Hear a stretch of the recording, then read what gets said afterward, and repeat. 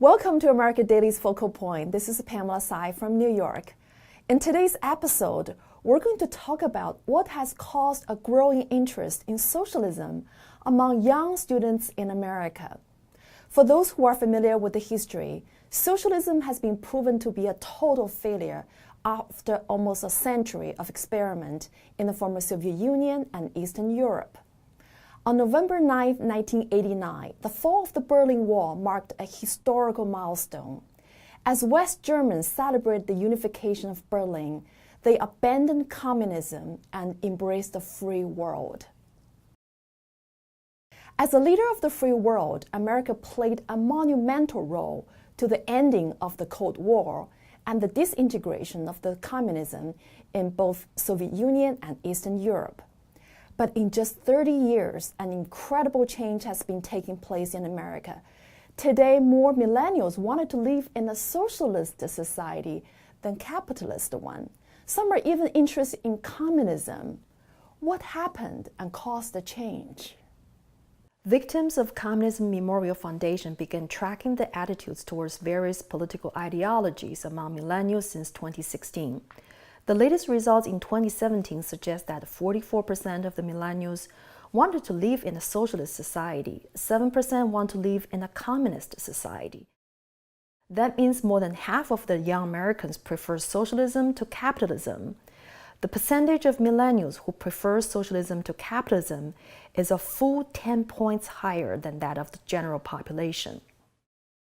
It was very surprising that young people who have been fortunate enough to have been born at a time of unprecedented prosperity and freedom in the most prosperous and free country in human history could long for or think that they'd get a better deal under a system that the last century has shown delivers nothing but human misery. Their knowledge of communism is not great. Most of them are quite ignorant of the subject. Some of them might think it's a viable option for them for what they would favor in the political system. But I find that once you walk them through some of the history of these regimes, some of the horrible sufferings that citizens who lived under communist regimes went through, that sort of challenges their assumptions about what might make sense, and I find them to be very responsive to my teaching.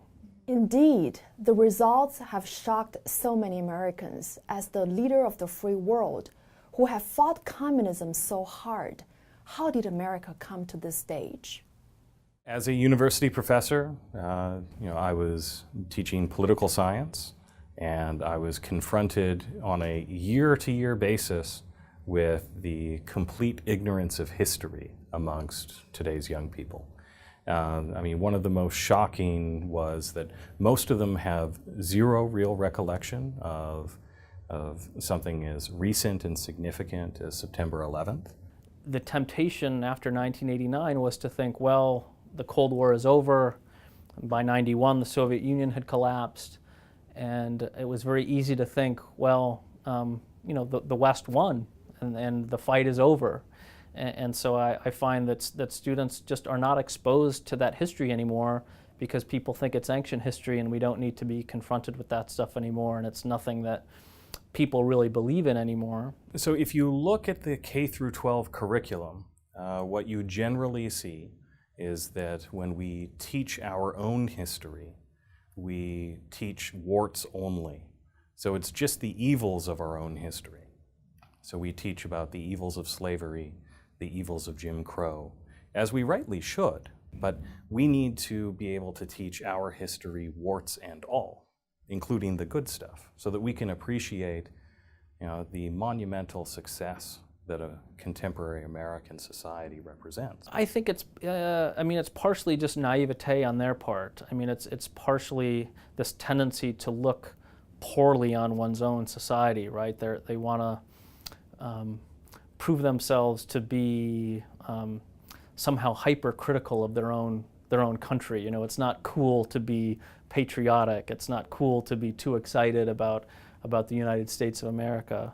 And so it's partly just a posture of kind of knowingness that they want to demonstrate their intellectual superiority by showing people that they have this very detached, critical attitude towards their own country.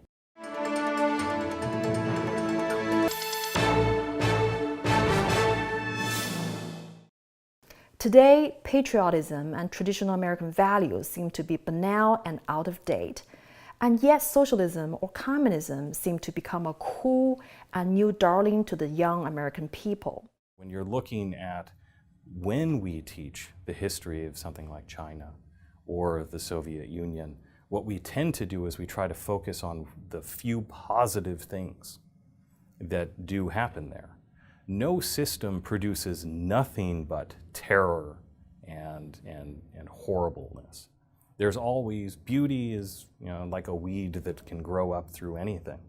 You will find instances of nobility and goodness that you can talk about. But you have to, in talking about those, also talk about the broader context, which is one of terror and horror and human degradation. And we fail to do that, right? And so when we talk about Stalin and the sacrifice of the Russian people and of the other Soviets in the Second World War, in defeating Hitler, we have to, at the same time, also talk about the role of Stalin in starting the Second World War.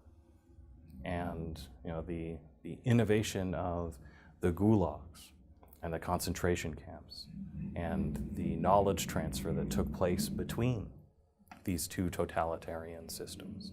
They helped each other to better oppress their people. And similarly, between the Soviet Union and China, there's a knowledge transfer that takes place. How better to terrorize, how better to oppress, how to do it better.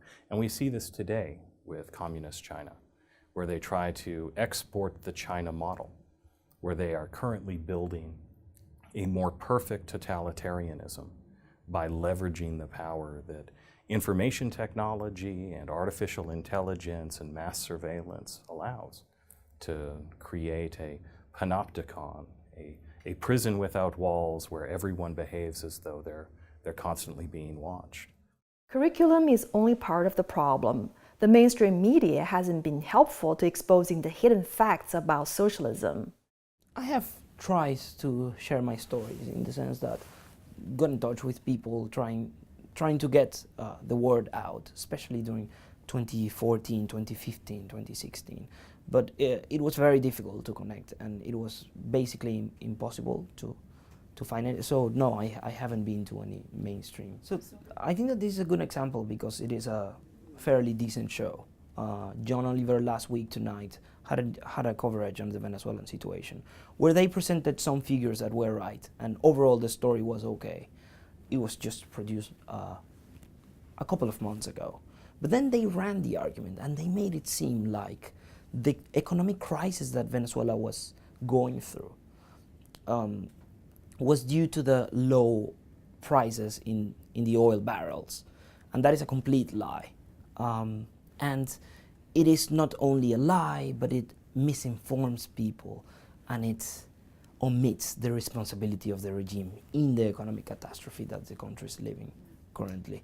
And also they made Chavez look like a champion of the poor and not like the causal force of poverty and death and hunger that he actually was. Venezuela was once a strong and prosperous democratic nation, the brightest economic spot in South America. Since the election of Hugo Chavez in 1998, who set the country on a course of socialism, Venezuela began a disastrous path to chaos, oppression, and total failure, both politically and economically. Look at Venezuela, rich country with a lot of oil. After having an incredible amount of money on their hands, the regime managed to turn a growing economy into an economy that has 16,000% of inflation, and that it's with a GDP decreasing in 50% in 4 years, for example. The government controls all the media, directly or indirectly. So all the TV was all the TV stations were progressively bought out or expropriated by the regime in a frame of 10 years. Over 2,000 radio stations as well. You know that the regime is looking at your emails, that your phone is tapped, that you are followed by a police car constantly, that every time that you go to a demonstration or that you go out of your house, you have someone filming you. And when you go and talk to them, you are met with basically violence. There's no, you need to allow them to film you constantly. I have friends that have been in jail, that have been tortured. I have one student leader, companion that was killed by we believe that by the regime. He was killed under very suspicious circumstances right after the demonstration, for example. It's hard for Enrique Altimira to understand why his American counterparts would be so enthusiastically interested in socialism. Basically, I would say to them, first of all, to look at the evidence, what has happened in all the communist countries in the world, how things have unfolded, how freedom has diminished, how you lose your autonomy, the possibility of doing your life, of seeking your happiness. So what happened to the socialist societies? Let's take a look at some figures and facts from the two groundbreaking series written by the Chinese-American scholars who have actually lived in a socialist society which is controlled by the world's largest Communist Party. The 9 commentaries on the Communist Party, the ultimate goal of communism. Socialist China. Since Communist Party took over of China, it has killed between 60 to 80 million people. From 1949 to 1958, the anti-revolutionary movement killed 2.5 million, according to the party's own statistics. In socialist Russia, since Stalin took the power, more than 60 million people were killed in the Great Purge. More than 85,000 Orthodox priests were shot in 1937 alone. In socialist Cambodia, between 1.7 to 2.5 million out of roughly 8 million total population in 1975 were killed by the Khmer Rouge regime. Socialism gives paramount power to the government. The state has absolute control of its country and its people. In China, the Communist Party controls all media. It's illegal to have independent media free from the state control. It's illegal to attend churches not sanctioned by the state. There's no freedom of information, and internet is strictly censored. And it's illegal to express grievance against the government. Political dissidents are sentenced and jailed. More than 100 million peaceful Falun Gong practitioners have been brutally persecuted since 1999. Hundreds of thousands have been jailed, tortured, and many have been persecuted to death. Socialism or communism has long been considered a bad or evil ideology in the West, especially in a free and democratic society such as America. So what has caused the shift in public opinion towards socialism? Besides education and mainstream media, what else could have contributed to the growing positive perception of socialism in America? 还有一个重要因素呢，就是中共对美国的渗透，他们称之为大外宣政策。那么因为我在中共的媒体有20多年的工作经历，所以我非常清楚了解他们这一点。它分为几个方面，第一个呢，就中共花了大量的资金去购买或控制在海外的华人媒体，或者呢，他们与海外的主流媒体建立很好的合作关系，来影响他们。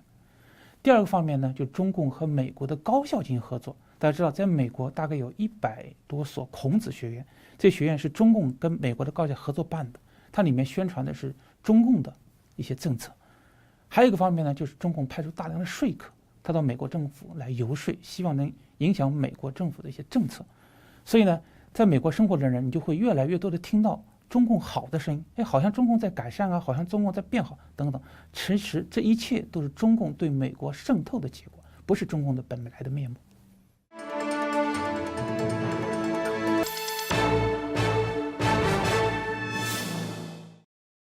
To fill the gap in knowledge, the Victims of Communism Memorial Foundation prepared a curriculum dedicated to educating young Americans about communism.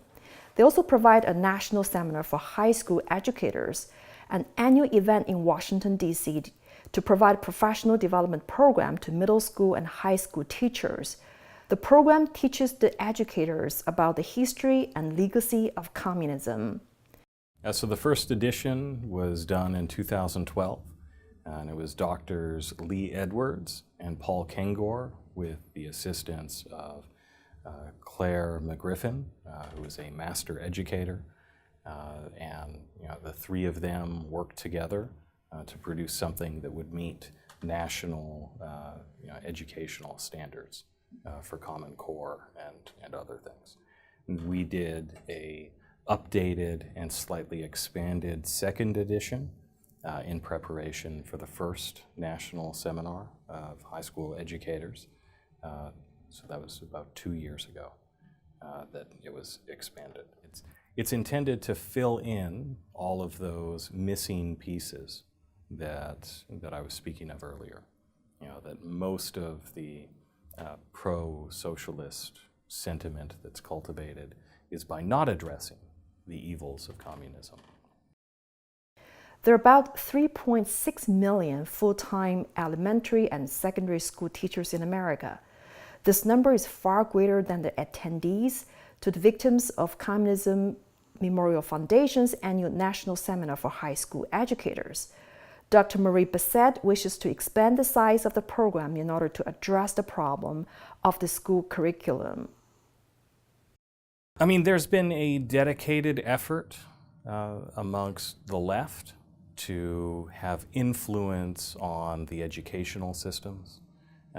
So there's the attempt and an understanding, actually, that the culture will precede the politics, and that education is one of the chief drivers of culture.